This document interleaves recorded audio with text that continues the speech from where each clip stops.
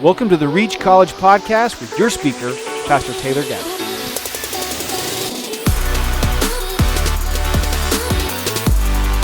You are consuming things that tear you down.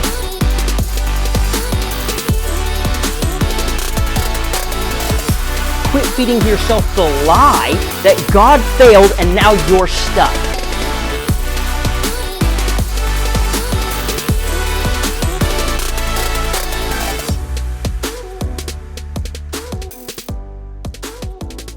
Growing up, I had two sisters that both struggled with mental health. They had various issues of their own, and I didn't really struggle with that when I was younger, so a lot of times I didn't really understand it either. I kind of had this mentality that was like, it's your brain, tell it what to do. And it didn't make sense to me that they seemed to struggle with their own thoughts, and they couldn't seem to control what they were thinking about. Well, a long time later, some of you know I was in the military, and I went to a training course. And as a part of this training course, we got very little food and very little sleep. And what I realized from being in that course is that lack of food and sleep really throws off a lot of the balances in the chemicals in your head, right? So when you're not getting your nourishment, when you're not getting your rest, you start to lose some of your edge. You start to lose some of the things you think about. Being in college does this, right? So in that course, it was December, we were in the mountains of North Georgia, and we began a process daily of climbing up these mountainsides with our backpacks on that were steep enough that I would have to prop my feet on a tree, on the base of a tree, and grab a hold of a tree above me and pull myself up the side of this mountain. And we would spend hours on the side of these mountains. And the whole time, it felt like having a panic attack. It felt like being overwhelmed by the situation I was in. And then it got to the point where at the beginning of that process, when I would get to the base of a mountain, I would start to have anxiety. As I was coming up to the mountain, I thought, just don't panic. Don't panic. Control your thoughts. It'll be okay. And as soon as I would hit the side of the mountain and begin the ascent, full-blown panic. Full-blown meltdown. I would actually begin thinking harmful thoughts about myself because I thought maybe if I can just get hurt, they'll take me off this mountain. I won't have to do this anymore. It's a completely irrational thought, right? Because I'm on the side of a mountain. What happens if you get hurt on the side of a mountain? You're stuck on the side of a mountain. You can't just get taken off. It can't carry me. Okay? So I'm having these irrational, harmful thoughts. And then when I would get to the top of the mountain, there would be this wave of relief. And I would go, why was I panicking? And then it hit me for the first time in my life, sometimes you can't control your brain. You can't just tell yourself, think different thoughts. So tonight, we're going to be in Daniel chapter 1. And we're going to talk about what the Bible shows us in regards to what we're consuming. What we're putting in our heads and in our bodies and how that prepares us for battle. See, mental health is a real battle. But what are you consuming to help you fight that battle? Think about it like this. When you're thirsty, you drink water. What happens if you drink Mountain Dew? You get more thirsty. It dehydrates you. It doesn't fix the problem. If you're hungry, you go eat dinner. If you eat cake, you might feel full, but you're not getting the nutrition that your body needs. You're consuming the wrong thing for the problem. If you're sick, you take medicine. What do you take the medicine for? You take the medicine for what the sickness is. If you take cold medicine to deal with cancer, what's it going to do? Absolutely nothing. What happens if you have insomnia and you take a caffeine pill? It's going to make you worse. You're going to go the wrong direction. So what you consume can have a direct effect, even a negative effect, on what you're going through. The question is, how are you fighting this battle? Look at Daniel 1, starting in verse 1. In the 3rd year of the reign of Jehoiakim, king of Judah, Nebuchadnezzar, king of Babylon, came to Jerusalem and besieged it. And the Lord handed Jehoiakim, king of Judah, over to him, along with some of the vessels of the house of God, and he brought them to the land of Shinar, to the house of his God. And he brought the vessels into the treasury of his God. Then the king told Ashpenaz, the chief of his officials, to bring in some of the sons of Israel, including some of the royal family and of the nobles, youths in whom there was no impairment, who were good-looking, suitable for instruction in every kind of expertise, endowed with understanding and discerning knowledge, and who had the ability to serve in the king's court. And he ordered Ashpenaz to teach them the literature and language of the Chaldeans. The king also allotted for them a daily ration from the king's choice food and from the wine which he drank, and ordered that they be educated for 3 years, at the end of which they were to enter the king's personal service. Now among them, from the sons of Judah, were Daniel, Hananiah, Mishael, and Azariah. Then the commander of the officials assigned new names to them. And to Daniel he assigned the name Belshazzar, to Hananiah Shadrach, to Mishael Meshach, and to Azariah Abednego. Okay, so what's the setting here? The Babylonian king Nebuchadnezzar, he is besieging Jerusalem. That's where we start this story. Now, there's no indication of how long this siege goes on, but let's talk about some of the things that are implied in siege. Siege means war. Not just war, which is already death and destruction, but a losing war. If you're the one being besieged, you are not winning the war. On top of that, there's just death. There's starvation. People can't get enough. There is isolation and fear. There's also a loss of pride. People are demoralized. This is a bad situation. They are afraid and surrounded. And then verse 2 lets us know something interesting. God lets them lose. God lets them lose. Now, why is that? There's 2 reasons that we lose. The first reason that God lets us lose is discipline for sin. The second reason we lose is to build a testimony to who God is. But both of these reasons, they are designed to produce growth in you. And some of you are already picking up on where I'm going with this, and you're saying, wait a minute, are you telling me that my mental health struggle could be a form of discipline? Like it's something I did brought this on? It can be. Hear me out on this. God can be letting you suffer through a mental health struggle to rethink the worldly things you're consuming, to rethink the actions of your life that are leading you down this path. But it could also be a struggle that's a trial designed to grow your testimony to who God is, your dependence on Him. So Paul, in the New Testament, he talks about having a thorn in his flesh. And what does he say about that thorn? He says that that thorn caused him to be more dependent on God. And God left it there. But you know what it doesn't say? It doesn't say if the thorn is physical. It doesn't say if the thorn is spiritual. And it doesn't say if the thorn is mental. Because it doesn't matter. Whatever was afflicting Paul, and by the way, it doesn't say whether it was self-inflicted or not. But the reality is whatever was afflicting Paul, it was causing him to depend on Jesus. So whether it was discipline and sin in his life, it was causing him to reach out to Jesus to fix it. And if it was just a trial, same thing. But here's the problem. In our generation, if I stand up here and I tell you that it could be discipline, what you hear is that it's not real. But that's not the same thing. Me telling you that there's a spiritual aspect is not me telling you it's fake. It's also not me telling you if you would just pray more, it would just go away. It's not magic. It's not that you just have to do the spiritual answer and you flip the spiritual switch on and then the spiritual problem is fixed. It doesn't make it fake. Think about this. We live in a broken world. If you have a broken body, your body can be sick.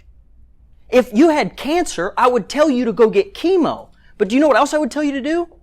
Pray. You still need to address the spiritual side effect of your physical condition.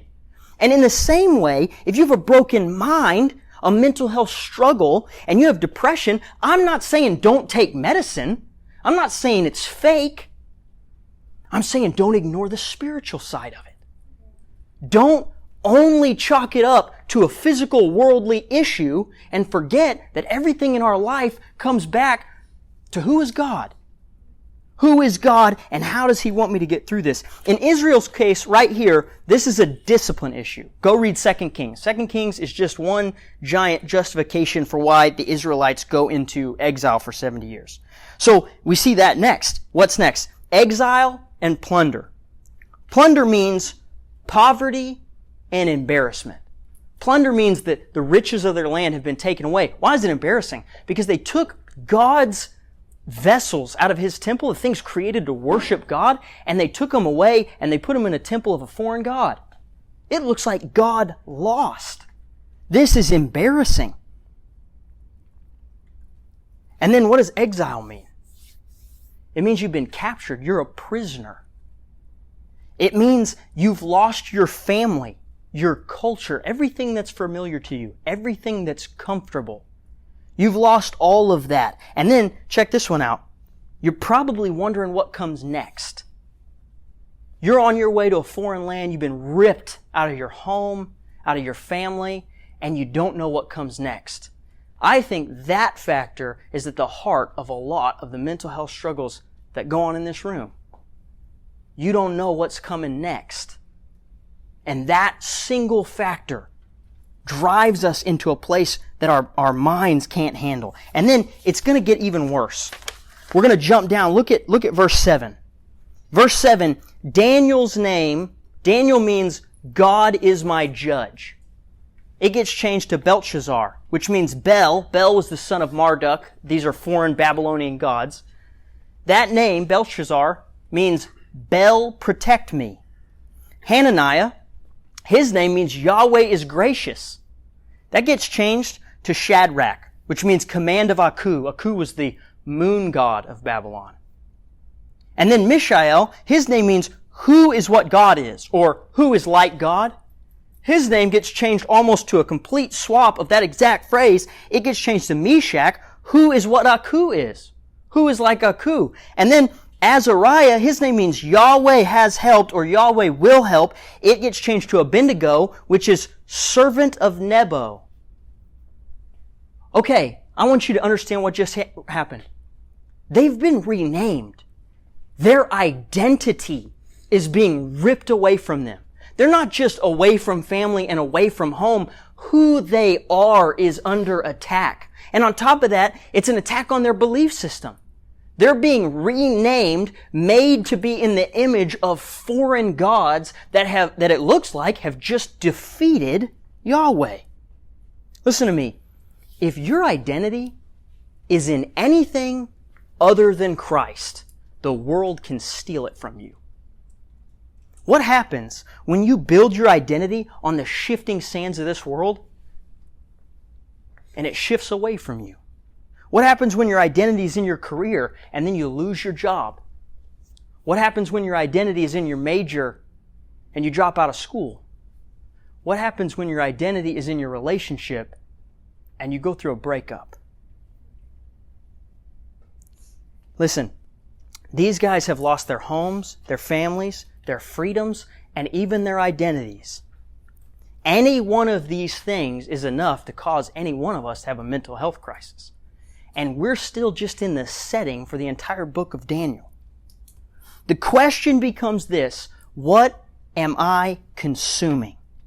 Verse 3 through 5, we're going to see that it says that they took royal youths, or from the noble families. Why? Why royal? The Babylonians have this really cool strategy to re-educate the leaders, or the children of the leaders of the land, so the future leaders of the land. So think about it like this. They're going to take the future leaders of a conquered people, rip them away from their family, their home, and their culture, and then teach them to be Babylonian. Teach them that this is who you are. This is what you should appreciate. It's actually brilliant, because it has, that strategy alone can dismantle an entire culture. When their leaders begin to think that they're Babylonians, it also has a short-term effect.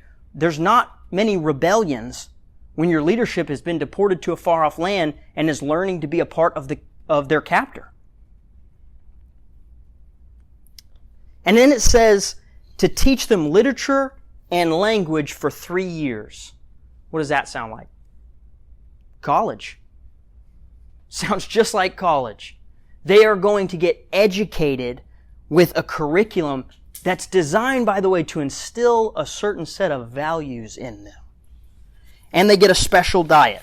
It's not just cafeteria food, it's the king's food. Look in verse 8. But Daniel made up his mind that he would not defile himself with the king's choice food or with the wine which he drank. So he sought permission from the commander of the officials that he might not defile himself. Now God granted Daniel favor and compassion in the sight of the commander of the officials. The commander of the officials said to Daniel, I am afraid of my lord the king, who has allotted your food and your drink. For why should he see your faces looking gaunt in comparison to the youths who are your own age? Then you would make me forfeit my head to the king. But Daniel said to the overseer, whom the commander of the officials had appointed over Daniel, Hananiah, Mishael, and Azariah, please put your servants to the test for 10 days, and let us be given some vegetables to eat and water to drink. Then let our appearance be examined in your presence, and the appearance of the youths who are eating the king's choice food, and deal with your servants according to what you see. So he listened to them and in this matter, and put them to the test for 10 days. And at the end of 10 days, their appearance seemed better, and they were fatter than all the youths who had been eating the king's choice food. So the overseer continued to withhold their choice food and the wine they were to drink, and kept giving them vegetables. Okay, so it says in verse 8 that Daniel made up his mind. He resolved in his mind. This is not an emotional thing. He made a decision. I want you to keep something in mind here. Babylonian, Persian, Chaldean education programs for these kind of noble youths, they would have started at 14 or 15 years old. So at best, Daniel is 15 years old when this starts. I don't know about you, but I don't think I was more mentally stable when I was 15 than I am now. But what does he decide? He decides not to defile himself. Okay, this passage, by the way, this is not a condemnation of meat. This has nothing to do with being a vegetarian. Actually, the word used for vegetable it literally translates to be sown. So it includes grains and wheats. So there's bread in this diet, right? So what's the issue? If the issue isn't the meat, the clue is actually the wine. There was nothing in the Israelite diet that would have prohibited them from drinking wine. The issue is that this meat and this wine that would have come from the king's table would have been offered to and blessed by idols. This was about passive at best, idol worship. We do this. What about when you watch TV shows that are filled with sex or just anti-Christian worldviews? At best, that's passive idol worship. What about books that do the same thing? How about music that worships crime, wealth, sex, and drugs? Are you consuming things that have been offered to idols? How about social media? Just about everything I've ever consumed on social media was idol worship. It was the world praising all the things that God isn't. Another time when I was in the Army, we did land navigation. So land navigation, at this particular course, you had your big heavy backpack on again, and they would say, you're going to start at point A, and we're going to give you the map and the compass and the grid coordinates to point B, and you're going to travel there. And when you get to point B, we'll give you point C. And this was a particularly hard course because this course, they said you can't use roads. Just straight through the woods. You can't get on roads. You can't even go near roads. You can only cross them straight across, and then you got to keep moving through the woods. Well, the interesting thing is, as I began to do this course, there's times where you find yourself going downhill and the vegetation gets thicker and thicker. And before you start going uphill again, in this in-between portion is a swamp. And when you get into that swamp, you can't see more than about an inch in front of your face in any direction. Keep in mind, this is nighttime. So literally, all you have around you is vines and trees and branches, and there's water up to your ankles. So you now have to figure out how to get out of this. And here's what happened. I would look the direction, I would look at my compass and I would say, okay, I got to go this direction. And I would look that direction and I would think, I kind of feel like I can see the way out of here. I feel like I can see where it gets less dense. And I would begin to move that direction, and I would have to fight my way through branches and vines, and then I would re-look at my compass, and somehow in 2 steps, I was facing a different direction. 2 steps. That is the definition of a mental health battle. It is a world that's closed in around your face, and you can't make it 2 steps without feeling like you're going a different direction. Do you know the only way I got out of there? I had to stare directly at my compass, and I had to take every single step moving the direction my compass was telling me to go. Now, did looking at my compass magically teleport me out of the swamp? No, it didn't. But I had to pay attention to where this was telling me to go. This is your compass. This is your map. Going to church, being involved, plugged in. This is how you get out of this quagmire. And it's not magic. If you have sin in your life that's causing you to be disciplined in some way, the right answer is to turn to God and let Him begin to sort this out and lessen that load. If this is just the trial of a broken body in a world that's collapsed by sin, guess what the right answer is? Same thing. You still turn to God and you get the input that helps you bear it. Listen, when Krista spoke, she was talking about a specific topic. She was talking about people who make a checklist out of holiness. And they got to go to every church event because they're not holy unless they make it to everything. And she was dead on talking about this. But there's another group of people that has a totally different problem. And I want to talk to that group tonight. When you say, well, I'm struggling with my mental health. I'm struggling with something at work. I had a bad day. And you stay home from church to watch Netflix. I'm telling you right now, you're wrong. You are consuming things that tear you down. You're drinking Mountain Dew when you're thirsty. You need water. Now, I'm not telling you come to church because it's on your checklist of holiness. I'm telling you come to church because this is where people pour into you, where they love on you, where you hear the Word of God. This is how you consume the right thing for this battle. Listen, don't hear me say that meds are wrong.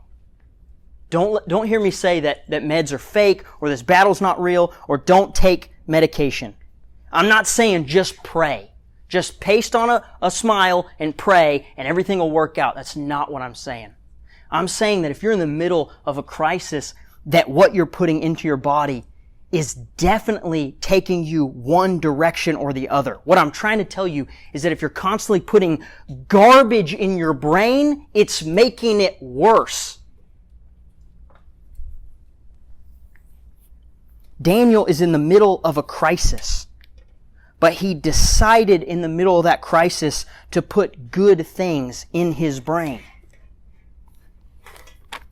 Philippians chapter 4 verse 8 says this, "Finally, brothers and sisters, whatever is true, whatever is honorable, whatever is right, whatever is pure, whatever is lovely, whatever is commendable, if there is any excellence, and if anything worthy of praise, think about these things. As for the things you have learned and received and heard and seen in me, practice these things, and the God of peace will be with you."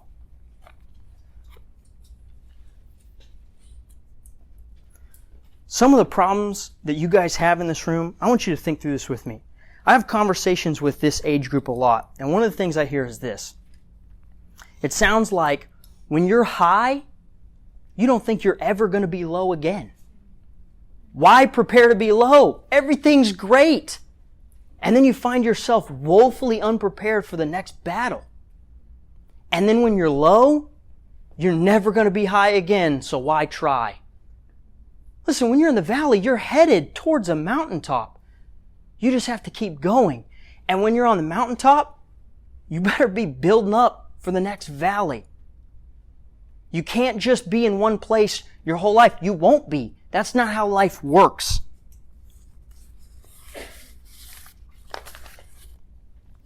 It would have been easier for Daniel to just eat the king's food. He wouldn't have attracted any attention. He wouldn't have made himself stand out among his peers in I'm sure, a bad way at first. It would have been easier, but sin always is easier. Let me ask you this. What do you think God could do if you gave him 10 straight days? Do you think that would have an effect? Let me ask you this. When was the last time you read your Bible for 10 straight days? And I don't mean opened it up, scanned words, shut it. I'm talking about dove in and got something out of it. What about this? When was the last time you prayed for 10 straight days? And again, I'm not talking about, Jesus bless my mom, bless my dad, help me have a good day, amen. I'm talking about real prayer, a real conversation with a real God. When was the last time you did that for 10 days? How about this? When was the last time you went 10 days without social media? Or 10 days without trash TV? How about 10 days without porn? When was the last time that you set aside all the things that are making your mental health struggle worse and picked up the one thing that makes it better? Would all your problems be solved? No issues? No mental health struggles? No. But when was the last time you gave God 10 straight days? And keep in mind, Daniel didn't do it when it was just easy. He was already in exile. He was already captured. They'd already lost the war. He gave God 10 straight days when he resolved in his mind, when he decided, not when it felt the best or it was the easiest. Look in verse 17. And as for these 4 youths, God gave them knowledge and intelligence in every kind of literature and expertise. Daniel even understood all kinds of visions and dreams. Then, at the end of the days which the king had specified for presenting them, the commander of the officials presented them before Nebuchadnezzar. And the king talked with them, and out of them all, not one was found like Daniel, Hananiah, Mishael, and Azariah. So they entered the king's personal service. As for every matter of expertise and understanding about which the king consulted them, he found them 10 times better than all the soothsayer priests and conjurers who were in all the realm. And Daniel continued until the first year of Cyrus the king. Listen, you know what part of the problem is? Part of the problem is that sometimes you guys buy into this lie that God has failed you. Okay, I've been there. If you know my testimony, you know that I went through a terrible divorce. I have sat on my couch in the dark, staring at the wall all night long, thinking, God, you failed. You let me down. I was alone. I was isolated.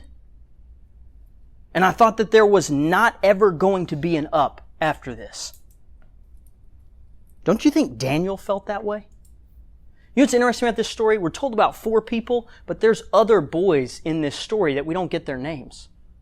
That they're not remembered. Chances are, they crumbled. They bought in. They became Babylonians. They bought into the lies of the culture around them. They consumed. We know that only these 4 were the ones consuming things that didn't defile them. These other boys aren't known. I'm going to say something, and I want you to hear that this comes from a place of love. Quit crying about going to TCC. God did not fail you because you go to school here. Are you crying about having a crummy job?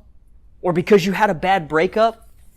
Are you crying because God has failed you? Again, I'm not saying paste a smile on and ignore the pain. I'm saying quit feeding yourself the lie that God failed and now you're stuck. That is not the truth of God's Word. Let me ask you this. Do you believe in an all-powerful God? Do you believe in an all-knowing God? Do you believe that this Word is true? If you believe that this Word is true and you believe in an all-knowing and all-powerful God, then you can't simultaneously act like He's constantly failing you. I want you to hear this. Mental health is not an indication of who you are as a person. It's an indication of what you're doing with your mind. You're not a bad person because you have mental health struggles. But what are you doing to fight it? When you're sick, you take medicine. When you're thirsty, you drink water. When you're broken, you seek healing from the God of healing. Listen, take your medicine.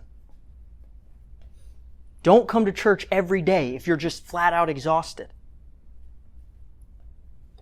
Just hear me say this. There's a spiritual aspect to this battle. And that applies to whatever battle you're going through. We're talking about mental health, but whatever you're facing, there's a spiritual side. In verse 21, it says, Daniel continued. Some of you don't think you're going to continue. Day by day, it's a miracle that you do. Some of you look to the rest of us like you're continuing. You're walking around, you're talking, but you're not actually continuing. You're stuck. Daniel chapter 1 makes it clear how Daniel continued. He got filled up by the God of all creation.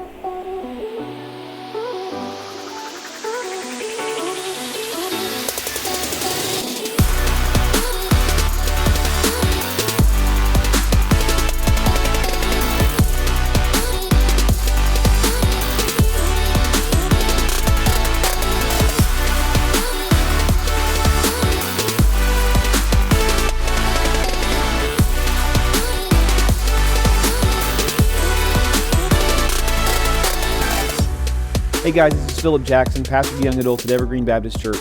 I want to invite you to come to Reach. We meet every Tuesday night at 7 p.m. at Evergreen Church in South Tulsa, just east of Mingo on 111th Street.